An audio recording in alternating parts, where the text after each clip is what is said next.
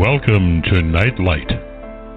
Step away from the mainstream and gather around as we enlighten the world and our realities and travel this cosmic journey we call life. Join us as we share with you and provide that beacon that can guide us all to a better way. Explore with us as we examine a metaphysical montage of spiritual insights, covering everything from the mundane to the magical, UFOs to unicorns, and everything in between. This is a time of awakening, of sharing and evolving, of spreading our wings and soaring on the cosmic breath of creation.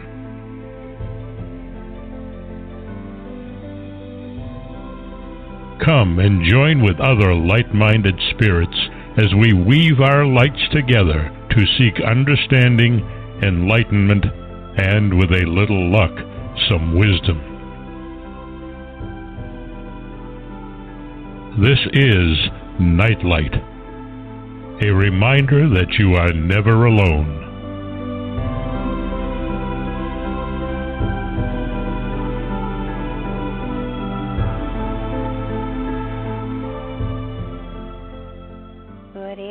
Welcome everybody to Nightlight. That was Ken Quiet Hawk, who did the intro for us, and he is an amazing Native American storyteller. And if you want to hear more of his voice, you can go to nativestorytellers.com. He's got a tremendous amount of material there on native storytelling, and it's an aspect of our history and our culture that everybody should be aware of. It's not only mesmerizing but educational as well. Mark has an amazing lady here tonight as a guest, and I'm very, very excited. I have pencil and paper out. I'm ready to be educated and informed and enchanted and enlightened. And as always, he brings the best and the most respected people in their fields to Nightlight to share information with all of you. So without further ado, Mark, how are you doing tonight? I'm fine. Getting ready for Christmas. How are you doing, Barbara? I am just fine. Excited about tonight. This is going to be a good show.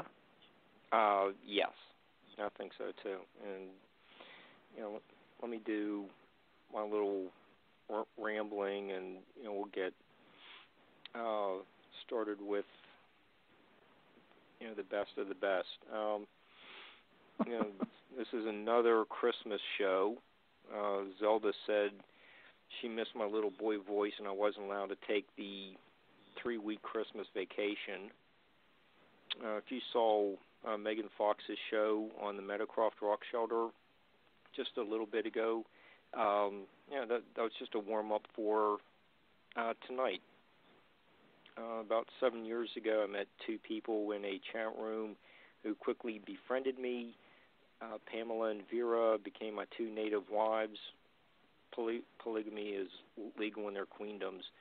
I'm dedicating our virgin paleoethnobotanical show to them, and I'm hoping Vera sees more of my transformation into becoming Creek. So far, I'm finding it a good way to be. Okay. So if you're okay, I have to work in my ladies. Okay. If you've you're got familiar followers. with, what can I say? yeah, no, it's you have to connect with the audience. Mm-hmm. If you are familiar with the most important books on Ohio's Hopewell culture that have been published in the last 20 years, you will find our guests' contributions. Dr. DeeAnne Wymer is our guest. She's a professor of anthropology at Bloomsburg University. She's the leading paleoethnobotanist, and about 3 years ago I had a chance to see her lead her field school at the Snake Den site. We're going to be featuring that in the early part of the show. and she brings a spirited, multifaceted approach to the study of the Hopewell and more recent peoples like the Iroquois. And in 2-3 weeks or so, we are going to be doing a Iroquois show. So, DeeAnne is, laying the foundation for another show, and we've been doing that throughout our 12, 13 shows we've been doing. So this is another important discussion that is laying the foundation for topics just coming up within the next month. So welcome, DeeAnne. How are you? I'm just fine. Howdy, folks. I did have a laugh. Can you say paleoethnobotany fast like 5 times? He can't say it once. It figures that I would end up with a moniker that sounds like something deadly. What does it mean? Paleoethnobotany mean? Is it like old-timey vegetation? Oh, that's actually, you're pretty darn close. Paleo is one of the Greek root words, I guess you could say, for ancient. Ethno is like ethnic, human-related, and, of course, botany's plants. So what I do is I explore the world of ancient people's use of their plant community, their environment, their ancient crop systems and diet, as well as I've grown beyond that now to also include looking any kind of weird stuff that somebody might find when they're excavating. I've looked at ancient leather and textiles. Oh, and mummy bits and parts as well when I worked in Egypt. So it's a bit of an odd specialization, archaeology, but it's one that I think is really cool. Yeah, it is. And if people, this is just a good time to just plug, the books I referenced. A View from the Core, a synthesis of the Ohio Hopewell Archaeology is one of the what more popular, well-known books to have been printed in the last 20 years. You're also in Ohio Hopewell Community Organization, and both of those books were edited by Paul Pacheco, and the Ohio Hopewell Community Organization was edited by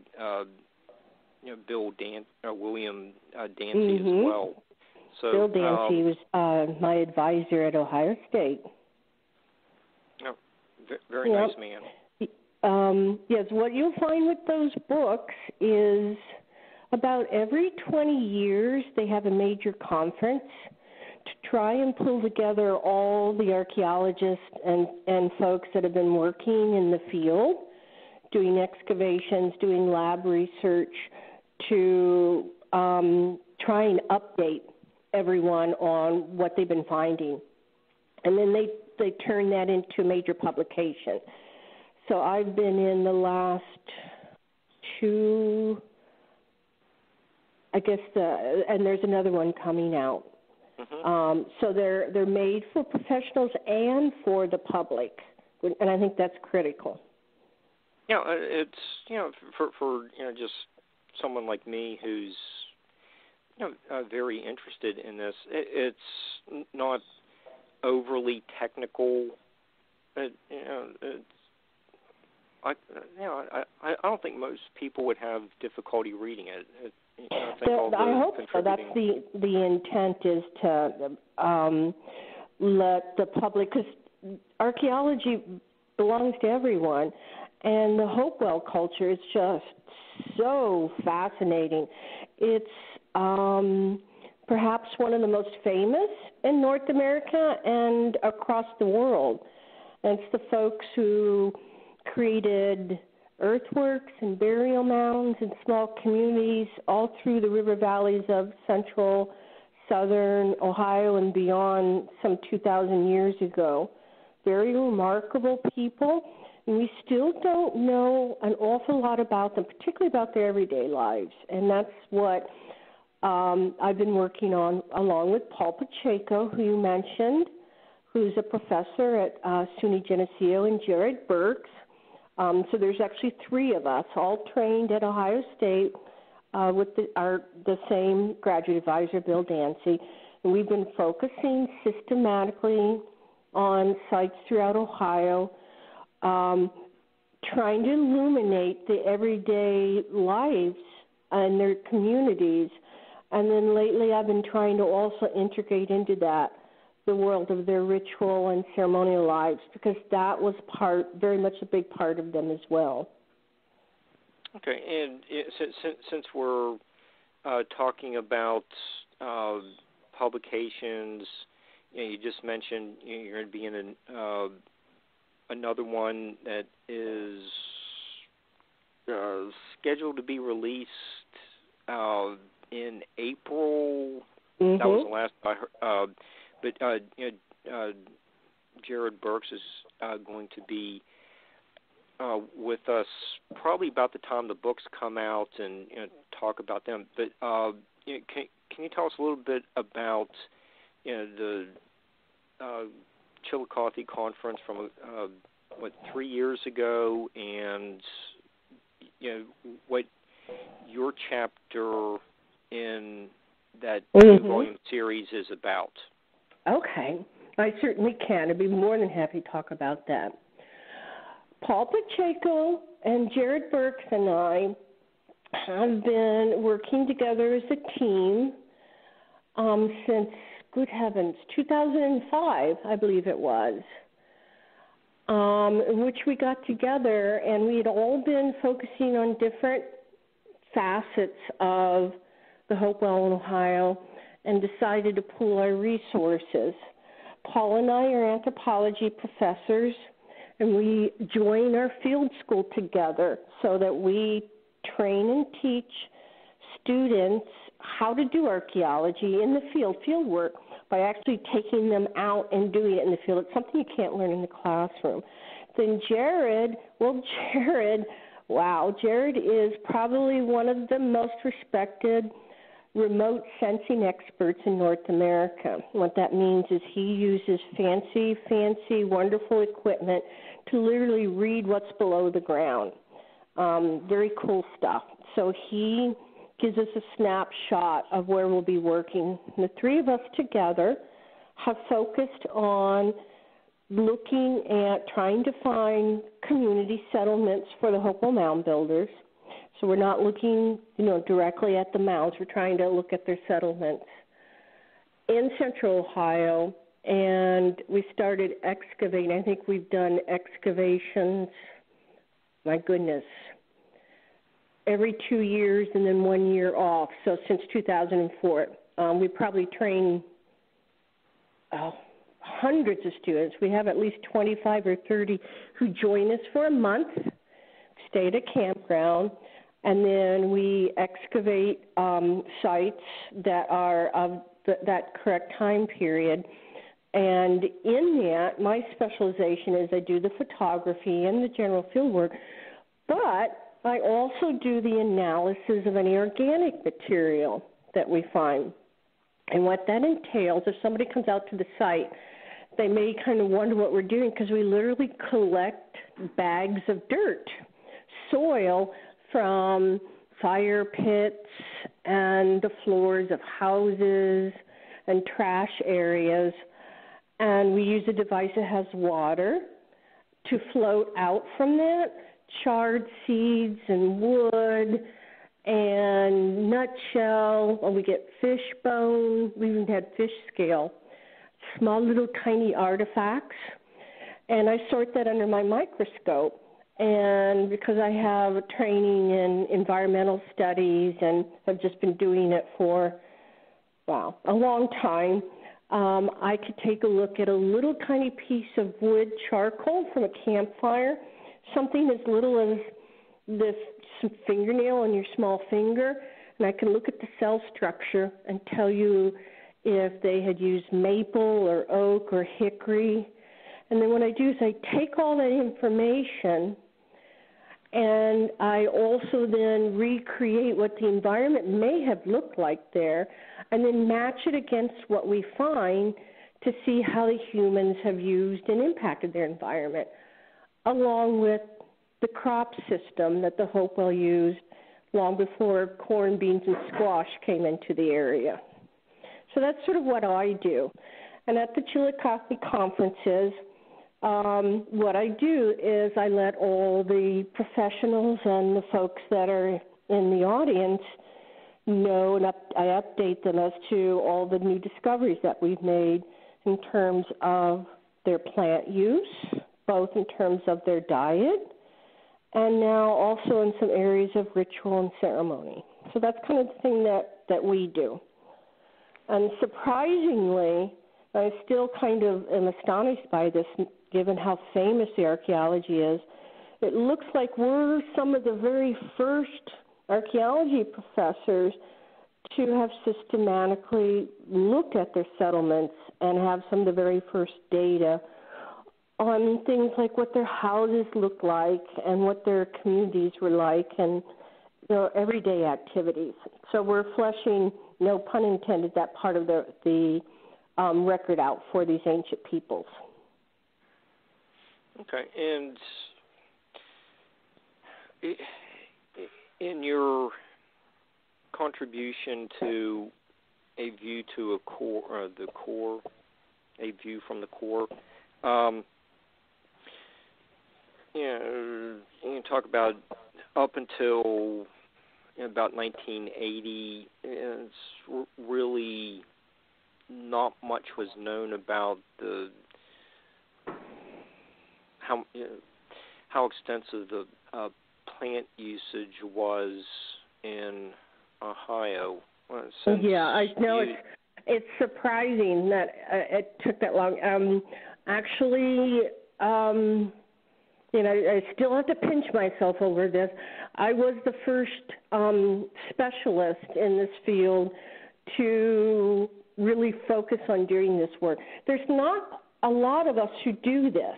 There's literally a handful of people in the world that do what I do or have the breadth of what I do. Because I've had to learn all sorts of environmental sciences, geology, how to read landforms, pollen, early historic records of the forest communities were like, not to mention the cell structure of plants and animals, what leather looks like after it's, been, in a tomb for 1,000 years. So there's not many folks that do this. And I'm, I guess, the first individual to really have played that role for looking at the Hopewell. I chose them very deliberately because I like the big puzzles. And they're all a puzzle. How did this remarkable culture develop and grow? Why did they do the things they did? Why did they literally recreate the environment in their ritual eyes, mounds and earthworks over miles and miles? And then why did they suddenly stop doing it around, AD 400 or so? So I like the big questions. And what I was able to do in my early days of doing this work was to document an unknown. There had been traces found in Illinois, but not yet in Ohio, an unknown early crop system that the Hopewell were farmers. Not the kind of farming we know, but growing crops in little gardens tucked in our woodlands. Some of the plants you would know, for example, we still have sunflower. And sunflower was an early Native American crop that was domesticated in North America, probably along the Arkansas and Mississippi rivers. Early squash. It looks like the little warty kind of gourds. So they call them gourds in October, November. They're little kind of bitter flesh, but really yummy seeds, nutritious seeds. And a few other plants that they were actually growing in gardens. And that was unknown until I started doing the work, and it's grown quite a bit since those early days. You know, it's basically you with your involvement, you basically filled in a lot of missing gaps in what was just guesswork about Ohio's prehistory. You gave us the facts of what they were doing with the seeds found in the campfires and midden pits. Okay, and a lot of your work has been in the Scioto and Licking valleys in central Ohio. What was it about those two river valleys that seems so special to ancient people? That's a great question. That's a really good question, because it really is in those two major river valleys that you have the heart of the Hopewell with the most magnificent, complicated earthworks, marking lunar alignments and all sorts of cool stuff. I think it's because right in those river valleys, just south of Columbus, Ohio, is where you have the landforms join that the northern part was impacted by the glacier. It has a very different topography, lay to the land, different vegetation. And then right there at that area is you have the gentle, unglaciated hills of central and southern Ohio. So it leads to a really rich environment in terms of the vegetation community, rich river systems, access to flint. We live in a 21st century world. We forget the kind of resource that's been critical. Flint, their major stone tool. And not only that, I also think what's vital, and we also forget this given the world that we live in, is if you take a canoe down the Scioto River, you'll hit the Ohio River, and you can go all the way, up if you want into Pennsylvania, or more than likely down in the Mississippi River. And once you hit that, you can go to almost two-thirds of the United States, north, south, up and just to the edge of the west. And we know that one thing that the Hopewell did, and it was critical to making the cool artifacts they did that were part of the rituals, is trade. We've got all sorts of cool stuff, shark's teeth, barracuda jaws, shells from Florida, pipes made in what looks like the shape of an alligator, even birds that we know are from the Everglades, copper from the north, obsidian volcanic glass from the west. So I think the rivers were critical also as conduits for communication with other folks. And we know the Hopewell did that, traveled. I'm pretty sure that some of the individuals from Ohio, they themselves traveled all the way down to Florida and out west. We have some pretty good evidence for that. So somehow with those rivers in that location, everything just came together to create such a remarkable people. Okay, and you just gave us great overview of these river valleys, and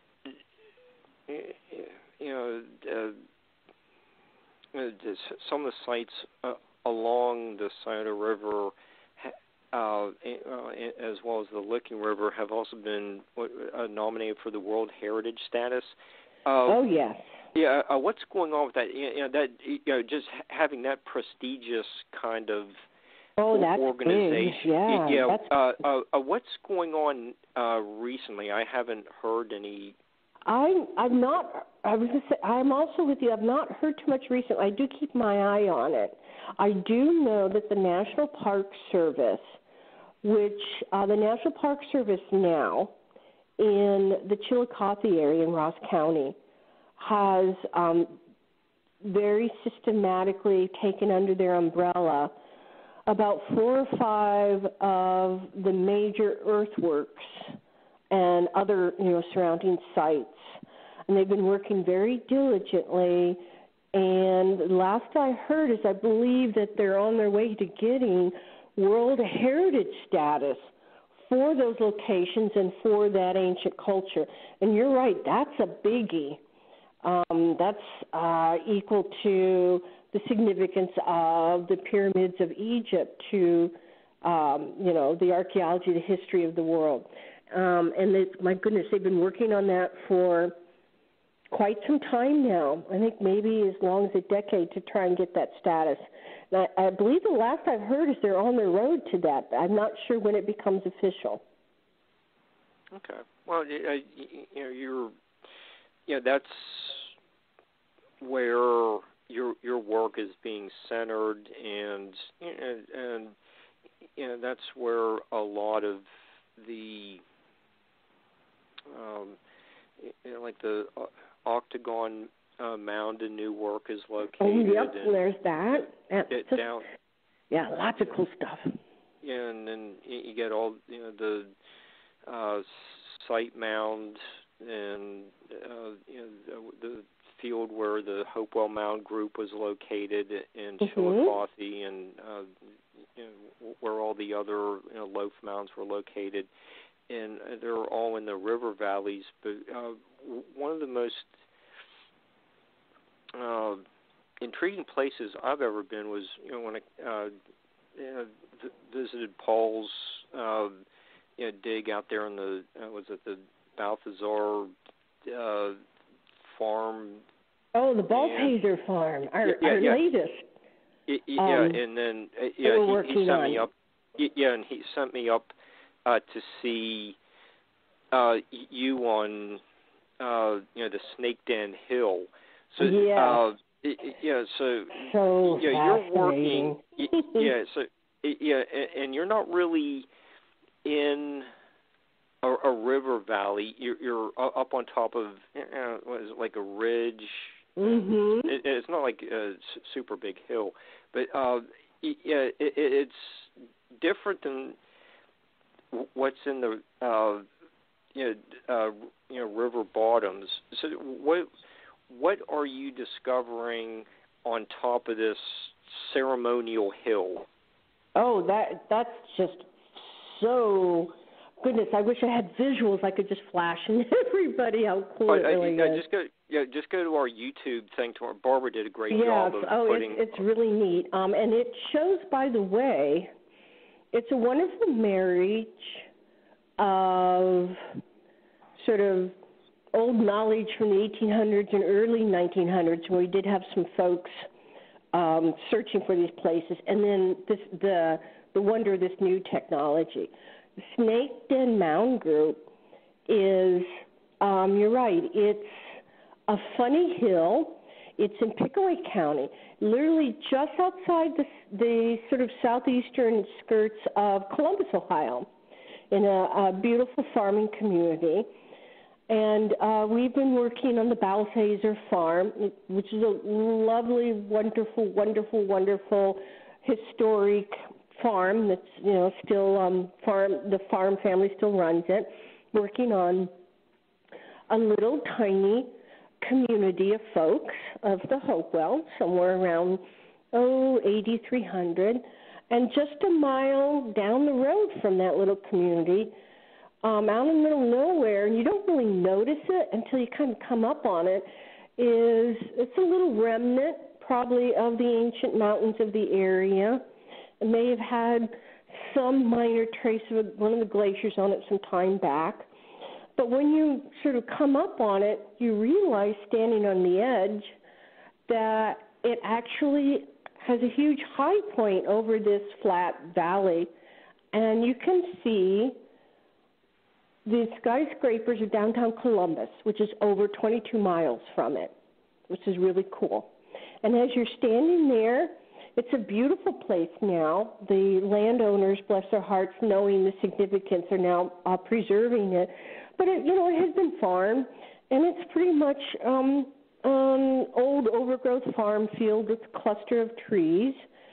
And in the center of the trees, this little forest remnant, are what appear to be three mounds that are made up of stone, which is a little bit unusual. An early account suggested there may have been an earthwork, just a little raised, maybe 3 or 4 feet high, bump in the ground, a little sort of indentation around it, all the way around the hill. But if you go out there now, you really can't tell it, except you can kind of feel in one area where there's a slight rise. But some years back, Jared went out with a device. It's called a magnetometer. And what it does is it's this funny-looking device he trundles along the ground. It reads subtle, very subtle changes in the Earth's magnetic field underground. And so if there's an ancient fire pit or any kind of ground disturbance, and humans are very good at doing that, particularly if it has something that was fired, so like rock from fire pits, that sort of thing, it makes a little blip in the magnetic field, and he can pick that up on his device. And then he produces a map for us showing us what's below the ground, what's below our feet that you can't see with your eyes. And the work that he's done up there is absolutely amazing because you're standing in this huge, giant empty field. There's sort of a mound over there that had been looted into in the early 1900s. And you don't realize that under your feet are other embankments and mysterious circles and all sorts of strange things. One of the weirdest, fascinating, is a line of two, I don't know how to describe it. On the map, they look like sort of black, perfect circles, about 3 feet in diameter. A line of them, almost like an avenue from the bottom of the hill all the way up to the center, to the mounds. Wow. So a number of years ago, I begged the lads, Paul and Jared, I wanted to go test it.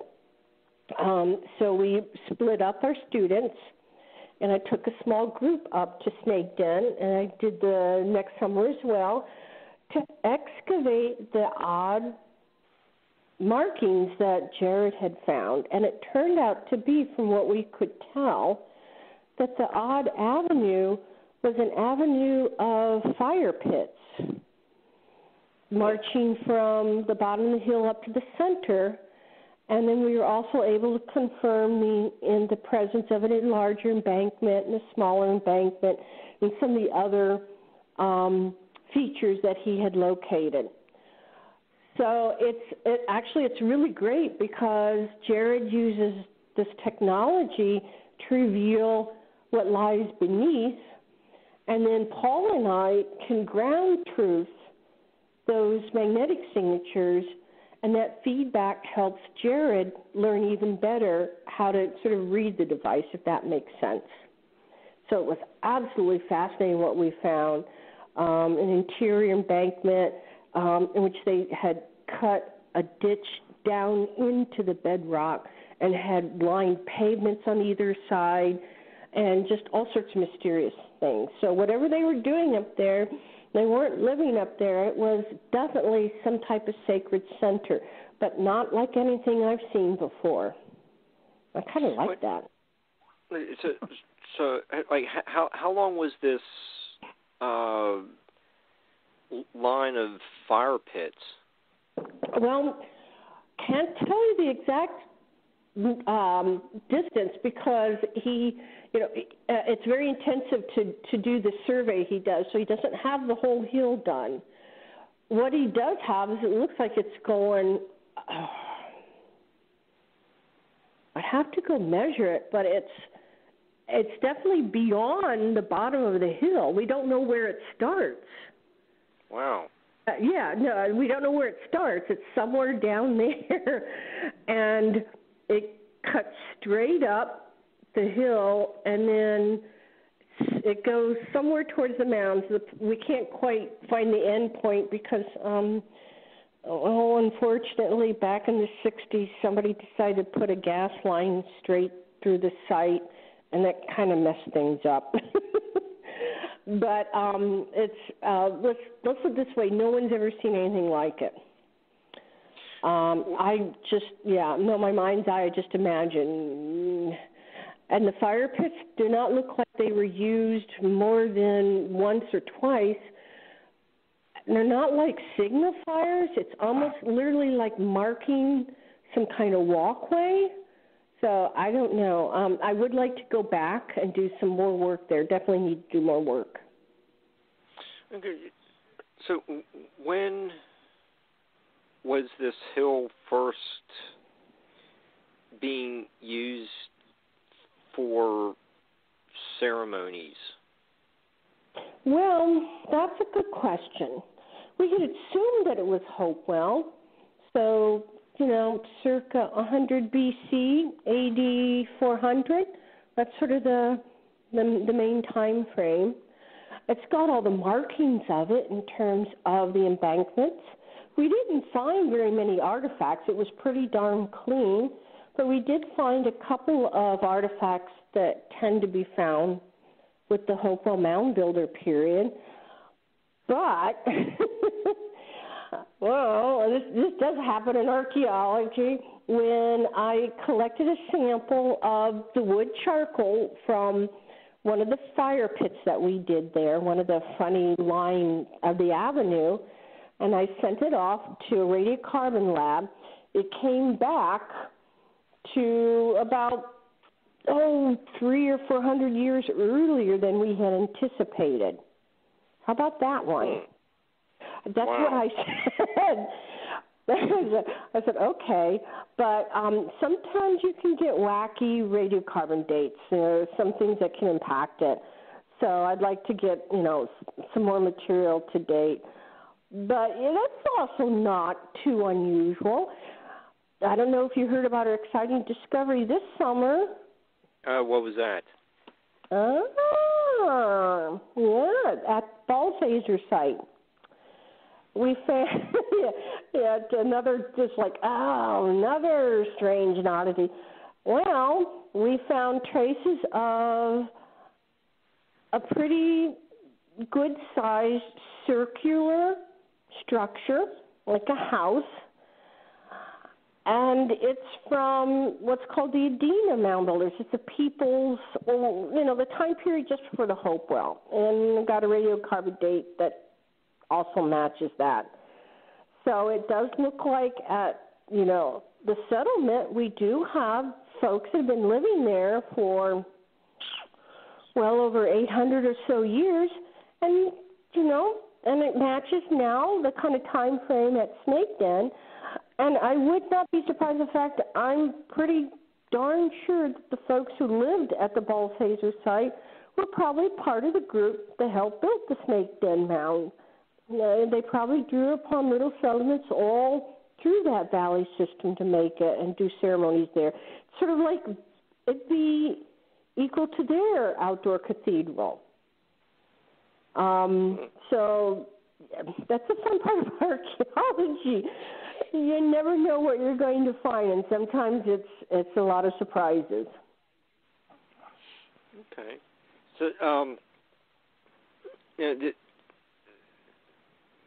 at on top of the hill, there are what, 3 or 4? There are actually stone mounds. Yeah.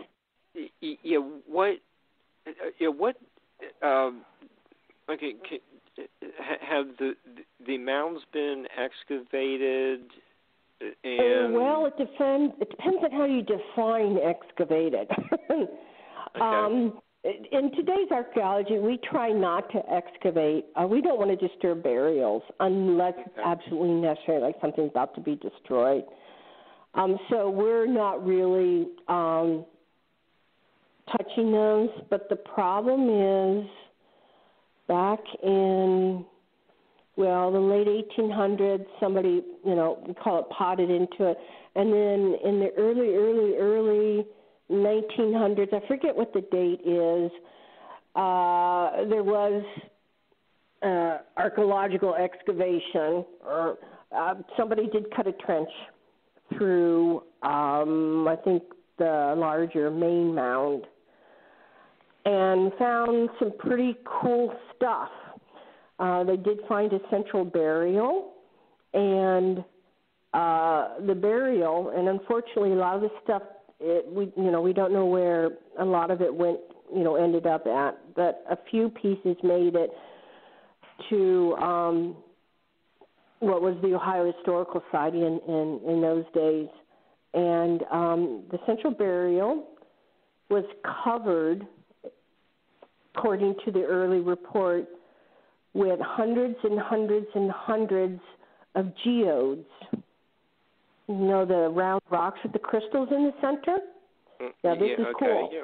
Yeah, and they found right on the top a geode bottom, and it had another top on top of it. And when they took it apart, inside were silver nuggets of silver. How cool is that? And when the landowner found out about that, he made them shut down the excavation, which is actually pretty good. So I think they're largely intact, except for that early exploration. Are they on display? No.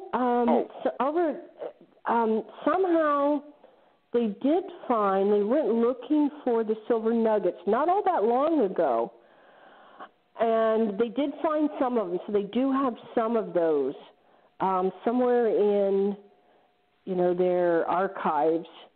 Unfortunately, in the late 1800s, early 1900s, it's not uncommon for things not to have been properly kind of curated, and that does happen. But we do have the original report. There are some early photographs, which really helps, and some of the silver nuggets on our left. So we do know there's burials, and the way that the burials are described certainly sounds like you would see for Hopewell moundbuilders. They did all sorts of fantastic things with honoring their dead and placing all of their ceremonial regalia within their great houses along with the dead before they burned them and covered them with mounds. So what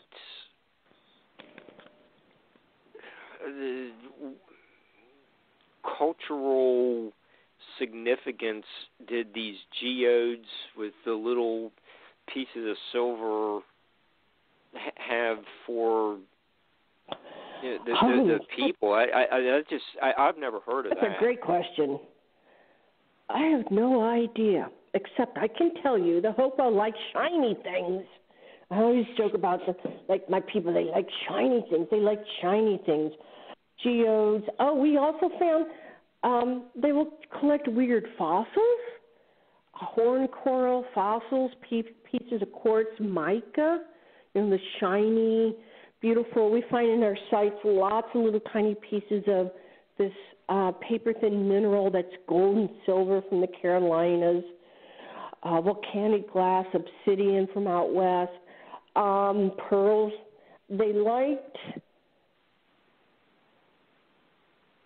odd things, shiny things, And we get a sense, part of it's drawn from historic native groups, part of it's drawn from the patterns we find as archaeologists, part of it's part of our imagination, and that's okay too, as long as we can find a way to explore that. And get a sense that in the building of the mounds, in the rituals surrounding that and the burial of the dead, that they're sort of reenacting the origins of their world, their origin myths or creation myths. Water seemed to be significant. We find patterns of 3.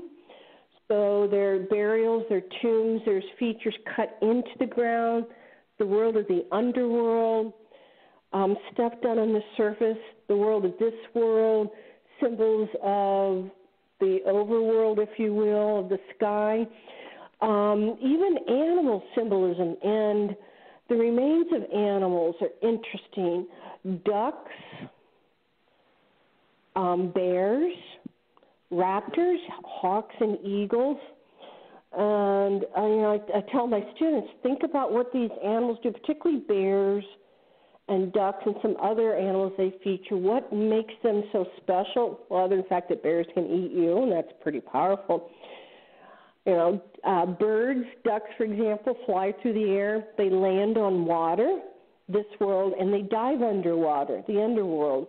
Bears, they den, hibernate during winter, come out from their dens, and they also like water. We actually have some images of cut mica that look like bears swimming in water from a Hopewell site. So their world was imbued with all sorts of cool ways of trying to understand their universe around them, and I think that's what they're reenacting when they do their ceremonial sites. So that's my sort of take on it. Makes sense. Well, the thing is, though, even within that, there's so many variations. There's major themes that you'll see, similarities of symbols, similarities of resources and things they're using from valley to valley, but then each cluster of communities then puts their own twist on it, their own variation. So what's fascinating as an archaeologist with this culture is getting this sense of what drives their view of the world, and then realizing that there's also this incredible diversity in how they explored that, how they made symbols of that, if that made sense. Okay, and with the unusual find of the geodes and the silver and one of the stone mounds, what was like a stone mount, a reserve for like the most important shaman of the community, or something like it's different from the earthen mounds. I think most of the mounds for the Hopewell and for their predecessors, the Adena, what I don't think a lot of folks realize is, at least for the Hopewell, what they would do is inside an earthwork, for example, they would often have a large wooden building or a series of small wooden buildings. That's where the dead were taken into to process, and they were actually then buried within the building.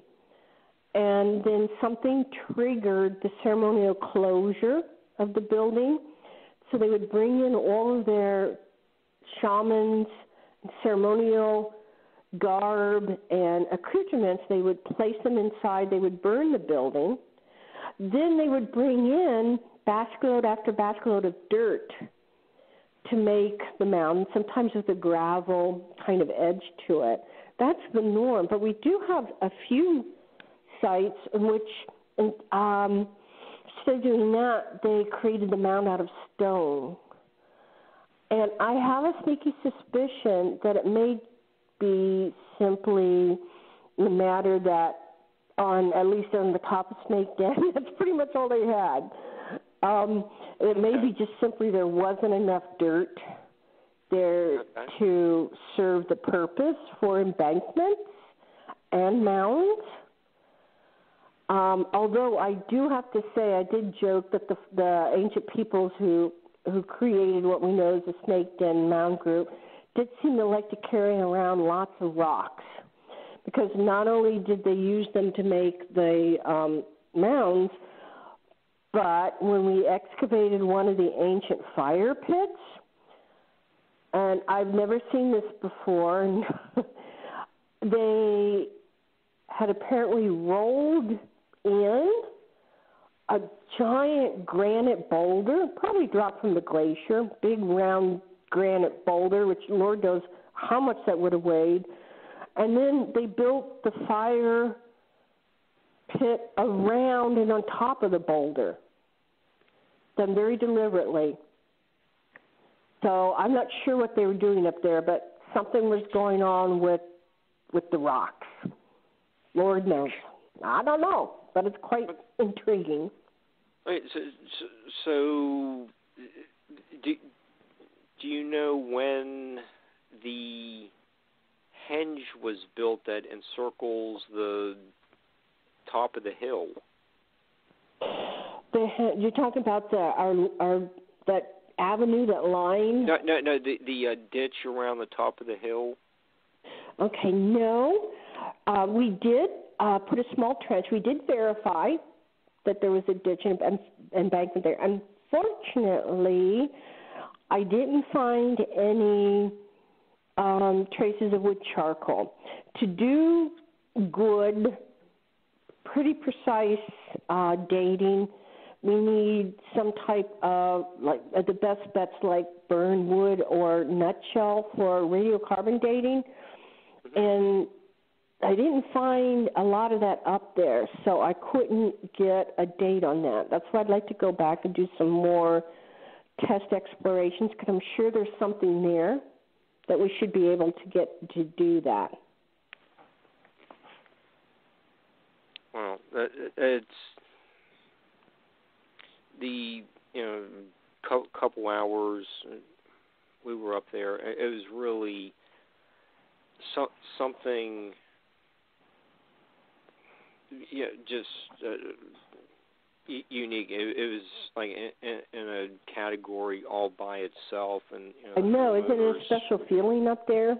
Yeah, it really is, and the homeowners were very pleasant to. Oh, they're wonderful people. Yeah. That whole family. They're so excited. They're so excited to have us up there. One of them is a school teacher, so at the end of one season, they brought all the kids up, so that was a lot of fun. And once they found out how significant it is, they stopped farming it, and they're now protecting it. So that's really, really fantastic.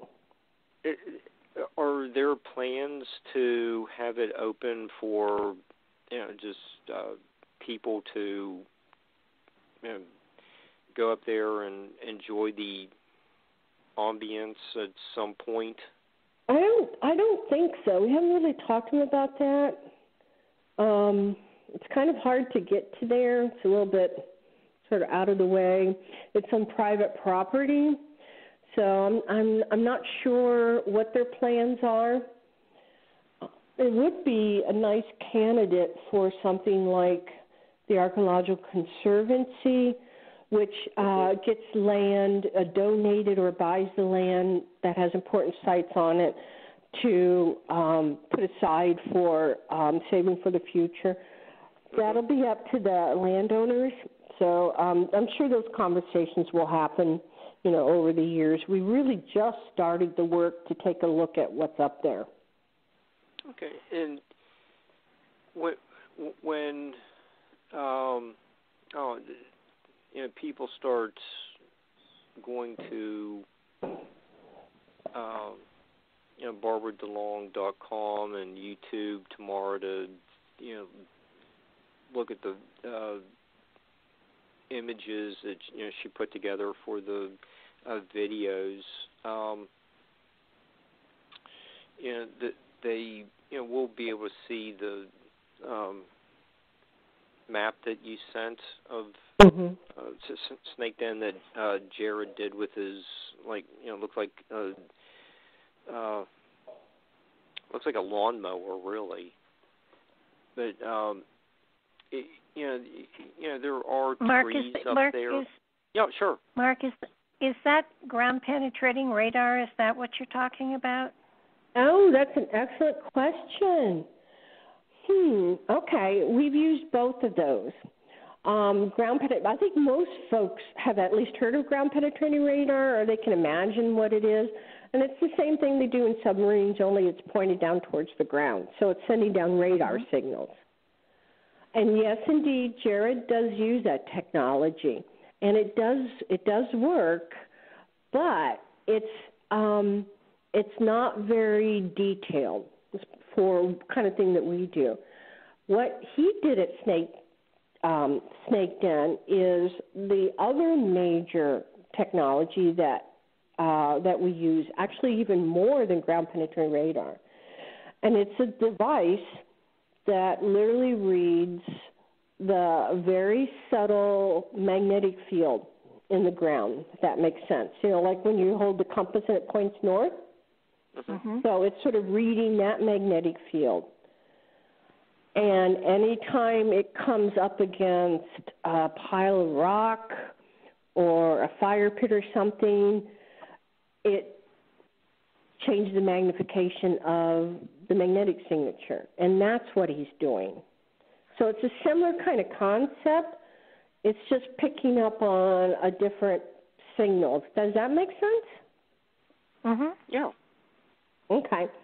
And we find that it actually works better in Ohio soils, sometimes in ground penetrating radar. Although, we use both. In fact, I just used ground penetrating radar 3 weekends ago up here in northern Pennsylvania. I work with the museum, Susquehanna River Archaeological Center.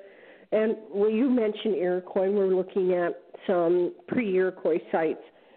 And so we tested ground penetrating radar up in the soils in this area, and it actually worked really well. So it just depends on the nature of the ground and the kind of archaeology. As far as that answer your question? Oh, sorry. Sorry. The other question. Explain to folks all the new technologies that archaeologists have. And the other thing I was changing our world and the way that we work, and that's kind of cool. Have you utilized any LIDAR as well? Ooh, that LIDAR. I love LIDAR. Oh, because it's pretty. LIDAR is, it is, have you seen the maps? I love color. It's got turquoise in it. I have a colleague who works in, he's part of the National Geographic LIDAR project for his Mayan sites in Guatemala. Now he's oogle over his map. LIDAR is shooting a form of laser from the belly of a plane along the ground surface, and you get beautiful, beautiful maps of the surface, and you can manipulate it to take out modern buildings. Yes, we have. Jared uses LIDAR. In fact, he has this ongoing project with using LIDAR where he has rediscovered what were thought to be lost earthworks and found new earthworks that people didn't know existed. So there's a big boom era in Hopewell archaeology in Ohio. Ohio right now is just jumping with all sorts of cool stuff because this technology is allowing us to find things, to see things without having to go and excavate, which you don't want to do that unless you have a really good reason for it. And yes, LIDAR, we've used it. It works beautifully to illuminate even little tiny remnants left of earthworks. Yeah, it just seems that it would be utilizing something like that would help you to pick out mounds, among other things. It does, beautifully. And as I said, what Jared does is he looks at the old records. And thank goodness we have several major documents from the 1800s of surveyors that were out. Their hobby was looking for mounds. And he looks at the old records, finds where they might be on the modern landscape, and then they go out and they use LIDAR to see if they can find, traces of them. Then once that he does, if he finds what he thinks is it, he goes out with the permission of the landowner if he can, and then does the magnetometry to see if there's anything left under the ground. Then we come along on occasion and excavate to ground truth. So it's a really brilliant partnership. Oh, yeah, I would think so. I live in Connecticut, and my husband and I did a lot of work with the stone chambers and stone walls that are here. And we did find that someone had done LIDAR on a lot of the area here to sort of help trace where all of the stone walls were, but we weren't able to get a hold of any of the material. I didn't know that. That's kind of cool. Yeah. I think University of Connecticut has them, and this was done like maybe 10, 20 years ago. And wow, that's early days. The technology's evolved dramatically just in the last 10. Wow. And we thought often that, if we had maps like that we would be able to even find probably more chambers. But he unfortunately passed away, so that project got put to bed. I understand that. Yeah, I was not going to go trekking through the woods alone. No, well, imagine trying to do that in a place like the rainforest of Central America. As I said, I have a young colleague, Damian Markin. He's a professor in my department, an archaeologist, and he's part of that really big, famous National Geographic project that they've got going on. They had it on the National Geographic channel where they're using LIDAR in the dense rainforest in Guatemala and are finding out that there's thousands of Mayan communities and settlements hidden under that canopy they didn't know about. LIDAR is just really changing everything. So, and it is really neat to look at because it's like really pretty. And that counts for me. Like pretty archaeology. It is pretty. And when people look at the map Jared did of Snake Den, they do see trees on like the western side of the hill. But when you do your paleoethnobotany work, are you finding that there were like those trees that were really plentiful in the area, or is it more of like like the Midwestern prairie kind of grass? That's a very good question. Because I've gotten into a bit of controversy with some of my other colleagues about this. What I do is I look at the landform, the slope, the moisture. I also have access to early historic accounts of, trees. They use trees to make surveyor marks to plot off property lines. And I can tell you that the vast majority of the landform across Ohio, and particularly in that area, was incredibly dense forest. Now, there were areas a few areas in Ross County, others where there were little pockets of prairie, but they were largely not the kind of prairie people think of, like a dry prairie. They're more kind of a swampy, marshy prairie, and there were a few dry prairie areas. But the vast majority of the places that have the Hopewell earthworks, such as the Hopewell Mound Group and other places, those had been incredibly huge, dense forest, oaks and hickories and walnuts and maples and ashes, depending on, the moisture of the ground. And so I have to constantly remind my colleagues and the regular folk out there that what also makes the Hopewell archaeology incredible is before they built these massive earthworks, the Hopewell Mound Group spans over a mile in extent, they had to go cut down a lot of trees. So they were doing massive modifications to their environment. And then, if you want to use these areas, you're going to have to keep the trees from coming back. And some of the sites, we're pretty confident, have alignments to, 19-year cycles of the moon on the horizon. That's the Newark earthworks, solar alignments. And none of that would work if you had a forest in the way. So they were actually doing some pretty big, massive cutting down of trees and controlling their forest environment. That's something that I've been arguing for years. Is it's a total ecosystem that they've been kind of very deliberately, in very sophisticated ways, manipulating and using to their advantage. Did that answer your question? Yeah. I forgot what it is.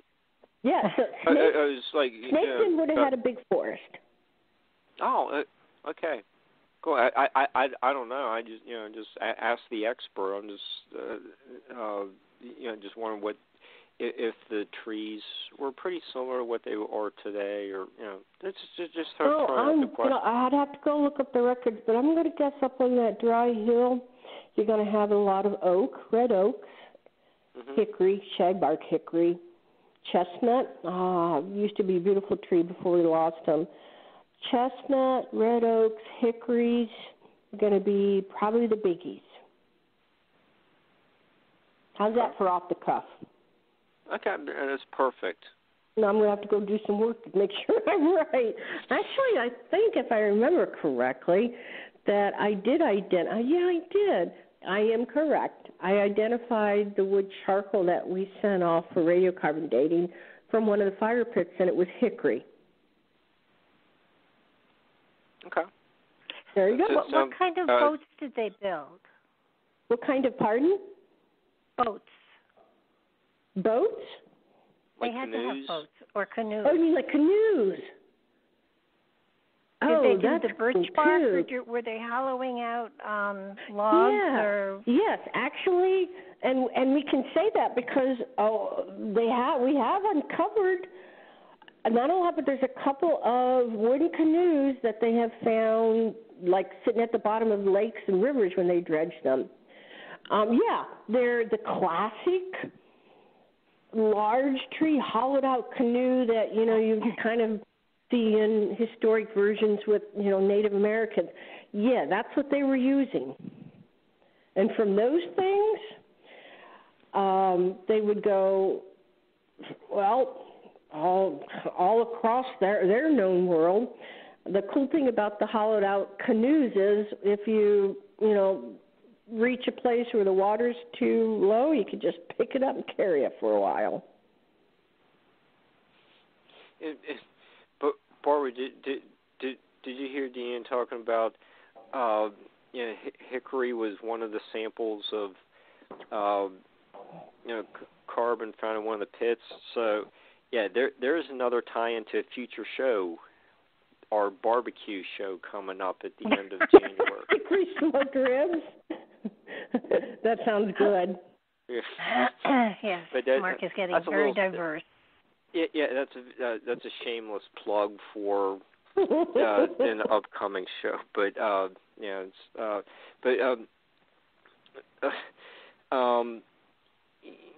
since we're talking about some cooking, and you did mention the different gourds and squashes, and all the other fancy Latin terms, like the one that sounds like a cucumber type. Latin name for one of the squashes. How was the people's nutrition if they're eating that along with some of the fish and shellfish and the game? Were they pretty healthy? Pardon? Yep. Is that a pretty healthy diet? Oh my heavens! They were about as healthy as you could get. That's about the most perfect diet. They had really rich, starchy grains. In fact, one of their crops, Chenopodium, goosefoot, is cousin to, I'm sure you guys have had, I'm looking in, there it is. I have it right there. I'm looking in my pantry. Quinoa? You've had quinoa, right? They probably had Jerusalem artichokes, too. Yes, they had that, and they had Q-U-I, I never pronounce this right, Q-U-I-N-O-A, quinoa. It's from, it's a new grain that's very popular. They had that, so they had really, really healthy grains, sunflower seeds. They had those really yummy squashes. They also had huge amount of hickory and walnuts, hickory nuts, hazelnuts, walnuts, deer, healthy meat, very lean meat, deer, turkey, those are the big ones, tons of raspberries and blackberries, and I would have to say it was probably one of the healthiest, most diverse diets for any ancient peoples anywhere.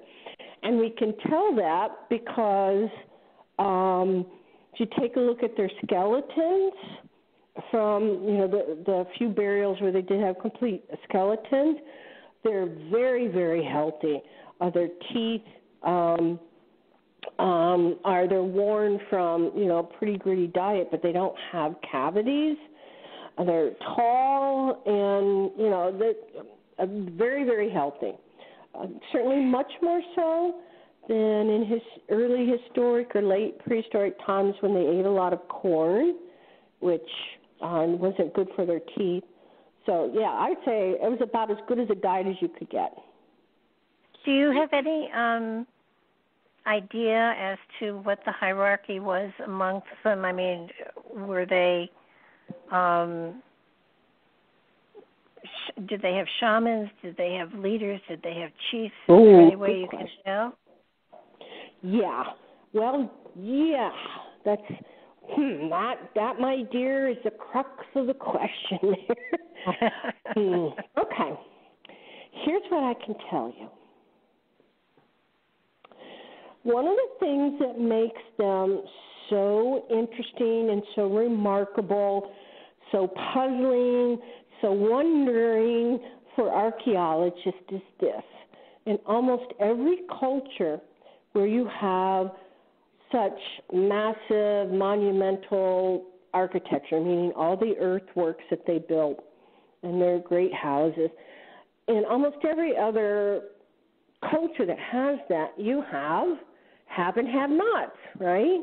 You have king and queen, a chief, somebody to direct things. What's remarkable about the Hopewells, they did not have that. We can tell from their burials and their communities that they did not have folks that were inheriting a status or that type of, I don't want to say formal leadership, but codified kind of legal, political leadership, if that makes sense. But they weren't totally like tribal society, egalitarian, where everybody had the same status either. There were definitely individuals, older males, and are you ready for this one? Some older females that clearly played some very special role. And yeah, I think you put your finger on it. I think that they were shamans. But more than just that, because if you think about it, somewhere somebody had to have the plan. How are we going to build this thing? Right? They have all these geometric shapes, circles and squares that cover 40 acres. The Newark Earthwork, the octagon aligns to a 19-year cycle for when the moon comes up on the horizon. Right? I always wonder about the guy who had to stand there for 19 years to figure out where it came up on that, up on that hill over there. What if it's really cloudy that day, too? You can tell that people from, communities spread far and wide would come together to, build earthworks and do ceremonies. How was that orchestrated?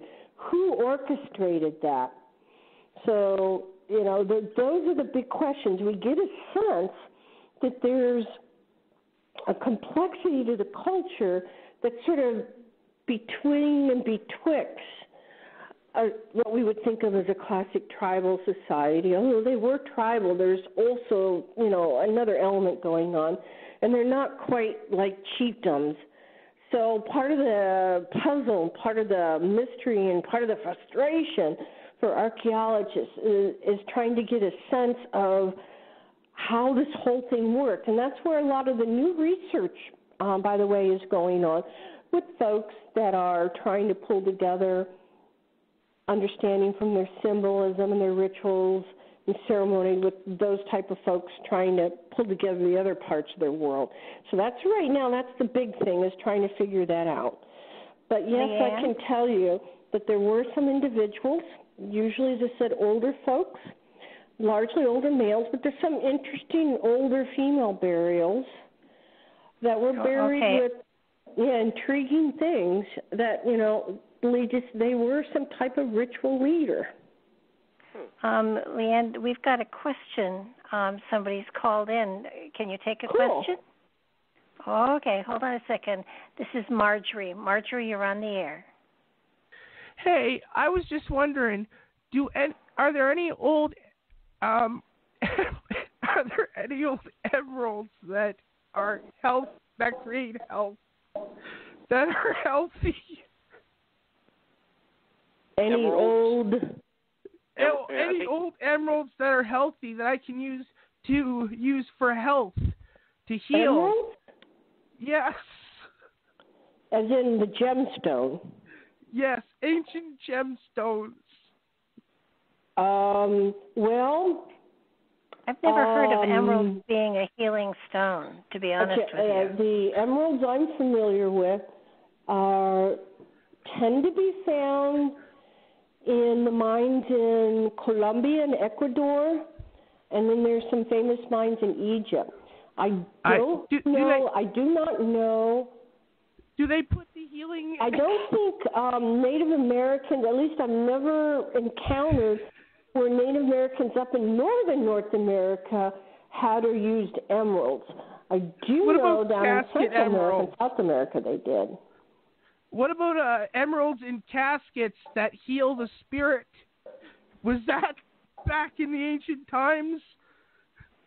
Not that I know of. Well, let's put it this way, not in North America, but I worked in Egypt, and as you know, Egyptians loved their jewelry, and certainly emeralds were a really, really, really, really, really important stone. And there was a very famous emerald mine down in the southern deserts of Egypt where the Egyptians would often get their emeralds, the same emeralds that Cleopatra herself wore. So that one I do know about. I don't know of any real usage in North America. Does that answer your question, Marjorie? What? Hello? I guess she's gone. Appreciate calling in. Hope that help to answer her question about healing. But I think Mark, there's another caller. Oh, okay. Bring on caller 2. We're DeeAnne is getting people curious, really thinking. Yeah. Okay. Hold on. Okay, caller, you're on the air with DeeAnne. Yes, thank you very much for taking my call. And I have a question from Doctor that, is that true that they found a new tomb and new, different area in Egypt? And would you not think... بتكلمي عربي شوي عن مش كويسة قوي. Yes, they just found a new tomb. Sorry, folks, that was my bad peasant Arabic.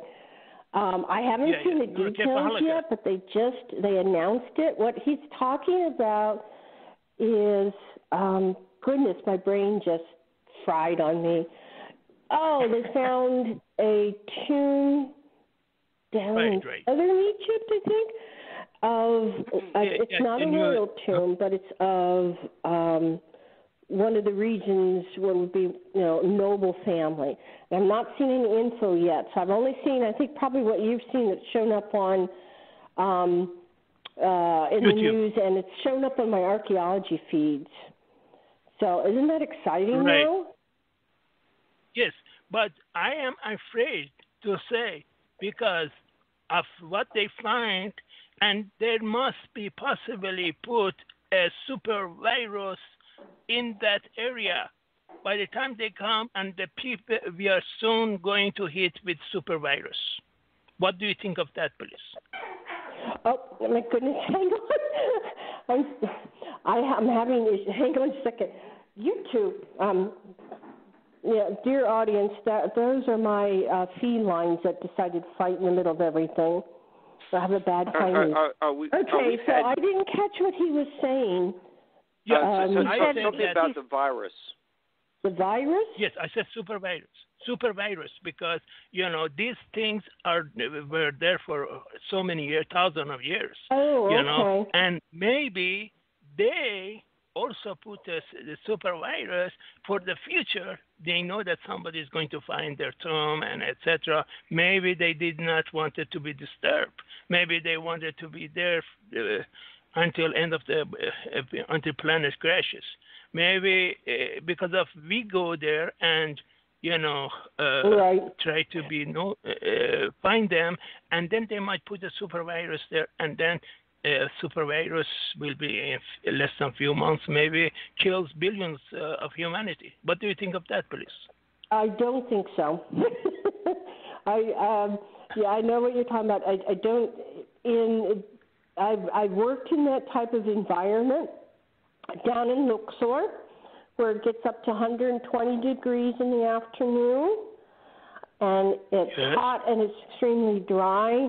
And viruses would not live long in that type of environment. So I suspect that, if there are viruses in that area, which there would be, with ancient peoples around, most of them would not survive for a long length of time. Ironically, the place you should be more worried about is up in the Arctic Circle, up in the northern latitudes, where in Russia, Siberia, they still have anthrax in the ground, and there are still burials of soldiers up in northern Canada and Alaska who died from the Spanish flu in 1918. In those areas, with the weather conditions, that actually, ironically, may be more dangerous than down in the desert areas. So I suspect that a super virus down in the Egyptian tombs would be less of a factor. Does that make sense? Okay. I mean, right now, the state of the world is very much in chaos. From Paris is burning, and United States has its own problems, as we know, fires in United States and massive hail in Italy killed some 10, 15 people, range and destroyed a lot of cars because it was hail size of the Gulf War. Flooding, and floods in Europe. Flood. You have seen it, Italy. I mean, all. So even that can bring some kind of super flu with itself, because don't you think so? Yes, actually, the one thing that I told my students, I do teach a course called Anthropology and World Problems, and I talk about climate change. One thing I do let folks know about is there's going to be unexpected consequences of climate shift, which is happening. It's not a myth. It's happening. And one of those consequences is indeed that pests and illnesses are going to become much more common. And we see it. I see it with my felines. You're bringing in many more ticks this year than ever before. Pollen, allergies, and viruses. So yes, you are correct. The world's going to be a very different place with, I think, consequences that a lot of people don't realize. Absolutely. I'm not sure with the current folks in place what's going to happen with that, but it is something to be aware of.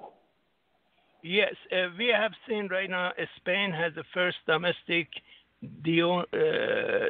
dengue case in Spain, and we have France first time reported additional indigenous cases of dengue virus, and in United States we have Zika cases of viruses. Also in California we have Newcastle disease is confirmed. So, I mean, we have other diseases too that if you go to globalincidentmap.com, globalincidentmap.com, you should be able, there are so many categories, from amber alert to disease outbreak, drug interdiction map, to gang activities and many other things. But anyway, the bottom line is yes. I strongly believe that with this kind of diseases, that disease outbreaks around the globe and Latin America and USA is going to finally we are going to go code red in all the world. What do you think, please? Well, I say it's going to be very interesting in the future, and I feel bad for the youngsters of today because the world's going to be a very different place for them. Yeah, because if you go to globalincidentmap.com and push outbreaks, and we see right now India have a swine flu, 40 people, and also 47 cases of new flu virus, and dengue outbreak is also in India. So it seems this dengue and many other things is getting all over the world. So swine flu, dengue, and I keep putting in Pakistan again, 63 people died from dengue cases. So or Newcastle, this is it. You can keep going. Go ahead. I want to thank you so much for calling, but there are other people that we have to pull on. So thank you for calling. Okay, thank you very much. Thank you. Wow, two callers. I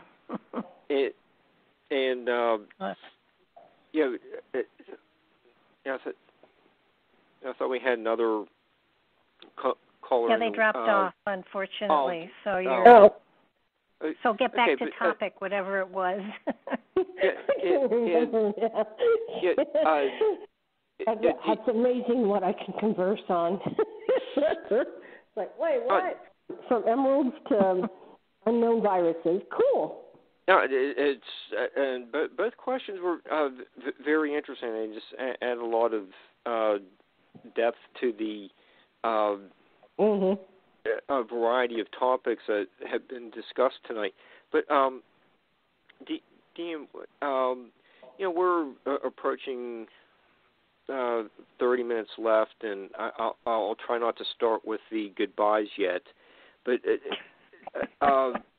you also are working at the Susquehanna Archaeological Research Center, and we don't want to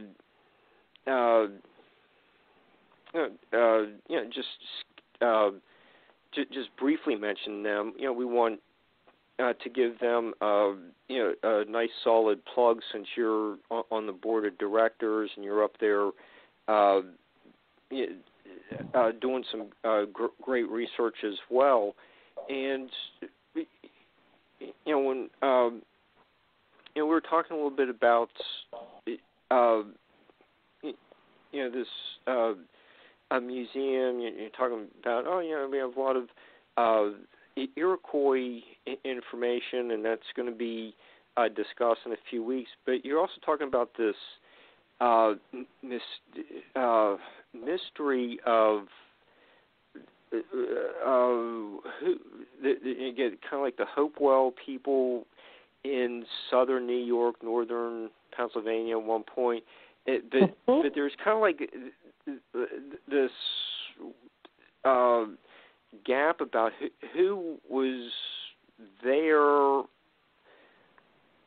from the Hopewell to the Iroquois. That's a mystery. Can you tell us a little bit about that situation? That's another biggie question. Wow, that's even less well known. You're talking about the Susquehanna River Archaeological Center, which is a nonprofit in Waverly, New York. It's a town that straddles the border with Pennsylvania. And it's literally tucked between where the Chemung meets the Susquehanna River, very famous area. And surprisingly, there's some very famous sites in the area that were documented in the 1920s and 30s, but literally no professional has taken a look at that region. And it's in that area that somehow the folks that we call the Iroquois today evolved or were settled. We still don't even know the origins of the Iroquois. And so I'm finding this is a whole new archaeology that I have to learn, and even as equally fascinating. It's a beautiful museum that was started by a group of avocational archaeologists who wanted to save the archaeology of their region, and they're wonderful folks. There are traces of the influence of the Hopewell in, you're right, in New York and Pennsylvania. A few burial mounds, some unique artifacts. But we know so little, even less about the archaeology of this kind of area, less than we know in Ohio, that it's not really well known or well connected. The peoples of 2,000 years ago, how they changed, how their culture shifted over time, until they became what's recognized or known as the famous Iroquois. So what we're trying to do right now is to find and locate the sites that were noted in the 1920s and 30s, see if they still exist. There's a lot of changes on the land. see if we can take a look at them. That's what the ground-penetrating radar that we used a couple weekends ago was all about.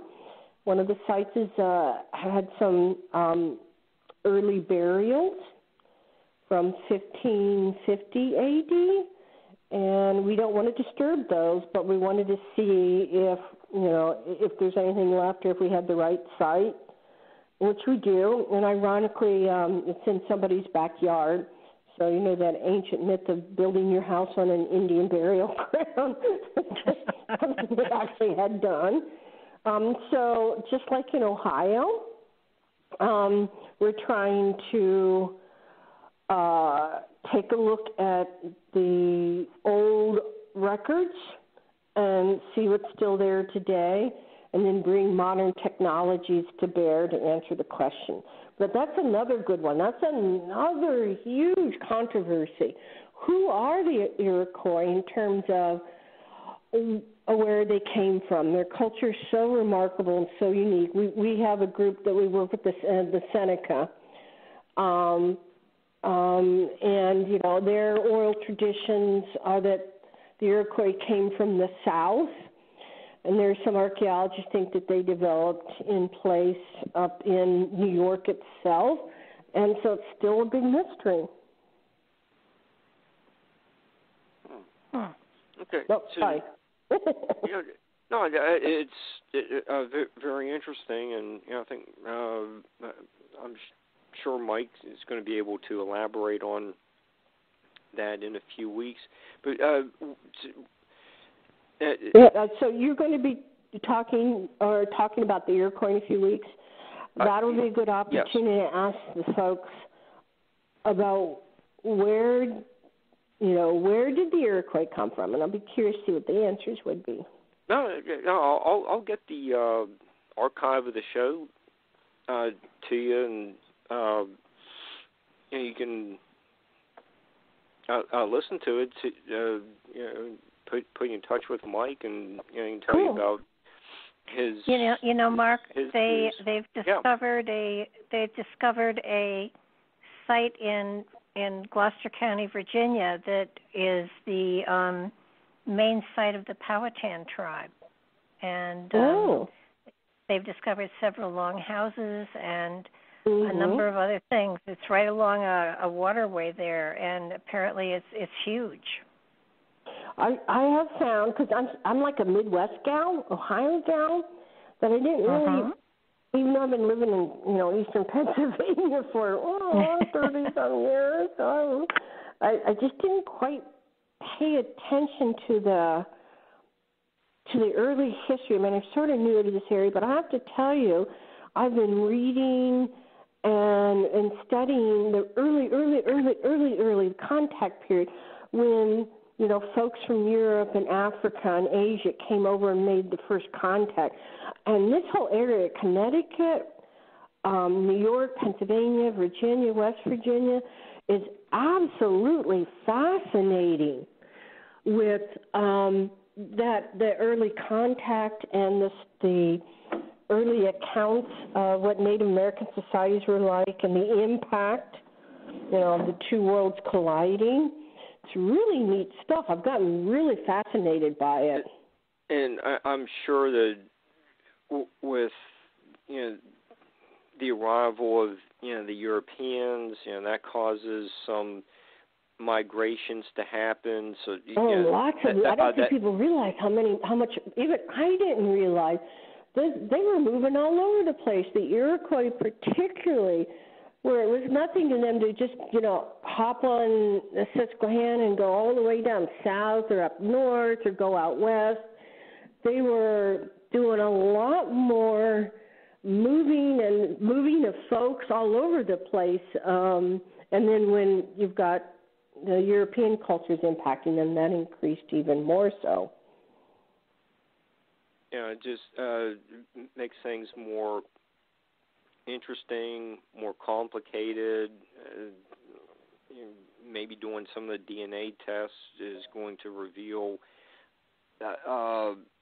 more astounding information that people just didn't realize. It's it really it sounds really interesting. And so, what, are you,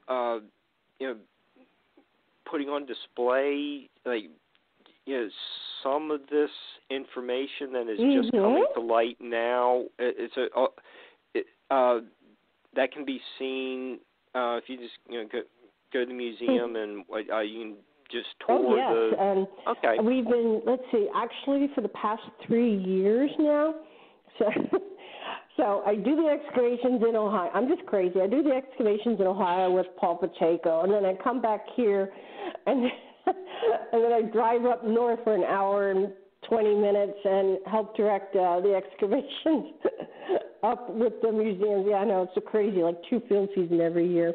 But for the past 3 years, we have been excavating a site that is currently, it's being impacted by construction. There's housing going in, and the landowner has been very generous in working around us, bless his heart, letting us do our test excavations. And we do have those materials and radiocarbon dates and all the cool stuff we've got on display.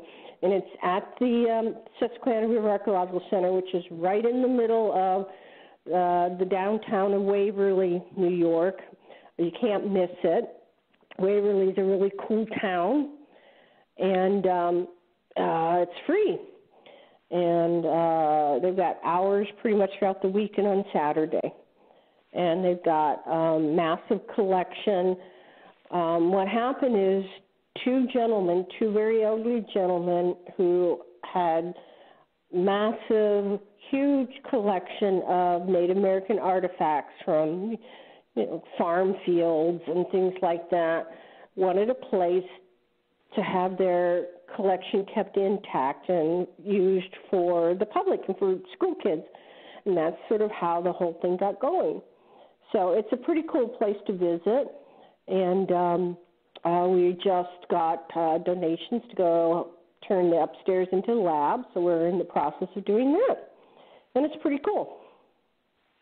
Okay, so Waverly is right on the Pennsylvania-New York border, and when it's about... Yep, it's just halfway east of Elmira and Corning. But that'll help you place it. Okay, so and looks like what Binghamton is about equidistant you're right. the Binghamton's east. About, let's see, 40-minute drive, I think, directly east of there. So, and it looks like you're Google mapping it, and if you take a look, it's tucked right in between where 2 mighty rivers come together. And that point of land has so much archaeology on it. You can't throw a stick without hitting archaeology. And surprisingly, no one's really looked at investigating or preserving much of it, and that's kind of what we're doing. Okay, and those,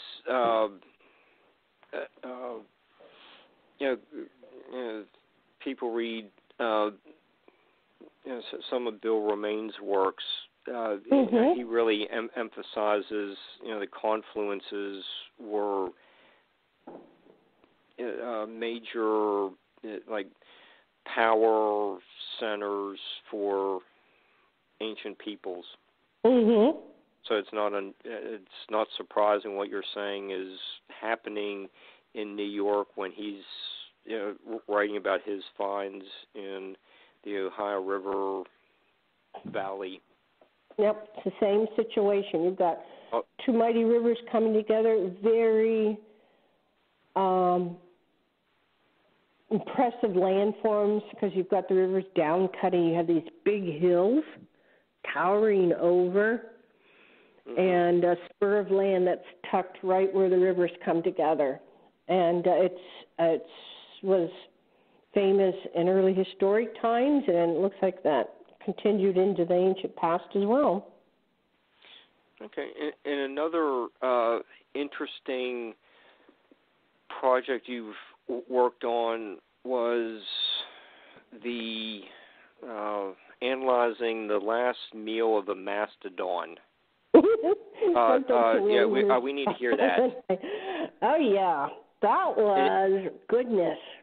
That was my very first year as a brand new professor at Bloomsburg University.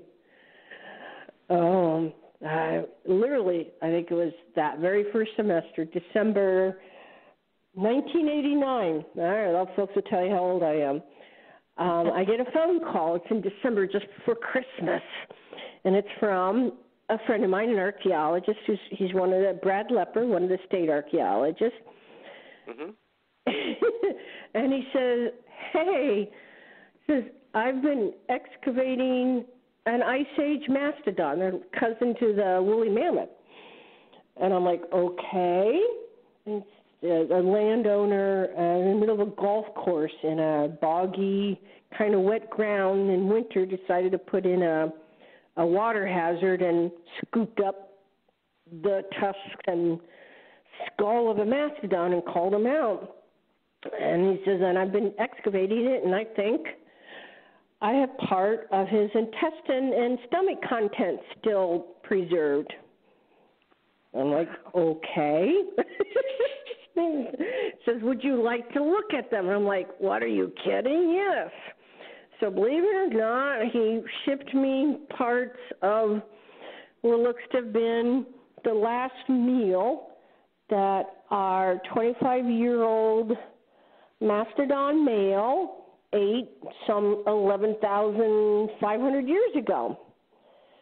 And what makes it cool is the big guy his body ended up in the bog because, well, some ancient Indians snuck up and killed him. He was butchered. They placed his body, what was left of it, down in the bottom of a cold, shallow glacial bog to preserve the meat. I know it sounds weird, but it does work. And somebody forgot where they put him. Like, Uncle Joe, where'd you put the big guy? Shoot, I don't remember. And we found him 11,000 some odd years later. And I analyzed what he had eaten and what the environment was like, and it was very surprising because he seemed to favor things like, I know this is going to sound really cute, swamp buttercup. So here's a big mastodon eating buttercup and all the kind of really cool swampy plants that are growing and water lilies and all that sort of stuff. And then what made him really famous, are you ready for this one? What's that? Yeah, not only did I get the plant stuff, we also got living bacteria from his gut. We had a microbiologist send a sample to a microbiologist, and he found bacteria in it that only grows in sort of animals' intestine, and they did DNA on it, and it's at that time was the oldest living thing associated with a distinct mammal or something like that. So that ended up in the National Geographic and pretty much all over the world at that point. How cool is that? Science rocks. Very cool. Yeah, that was neat. So just the image of this big, giant, 3-ton massive beast standing in a shallow, glacial bog, chewing down water lilies and grasses at the edge of the swamp until somebody snuck up on him. That one was just really, really neat to do. Okay, yeah. Any kind of dinosaur stories are welcome on Nightlight. So that's very, very cool. So, okay, what are some of the new directions that Iroquois studies are going into, or Hopewell? You're in the center of this. What's the ancient plant studies? We're kind of winding down. What are the new directions these kind of studies are going in. Okay. I think the newest direction, which is you're going to see is being used pretty much worldwide, is indeed the use of these new technologies to help us locate and identify sites, either ones that have been known and sort of lost to knowledge, if you will, in the past, or new ones, to be able to document what's going on below the ground without having to excavate everything. Sites are non-renewable resources. We want to preserve them for the future. Lord knows what kind of cool archaeology we could do 200 years from now. Also, so that's a biggie. Also, bringing more of the public into the archaeology. It is their archaeology, and the best way to preserve it is to get them as excited about it as we are, and to understand why it's important to preserve our past. So I think that's pretty much the biggies, no matter where you're going.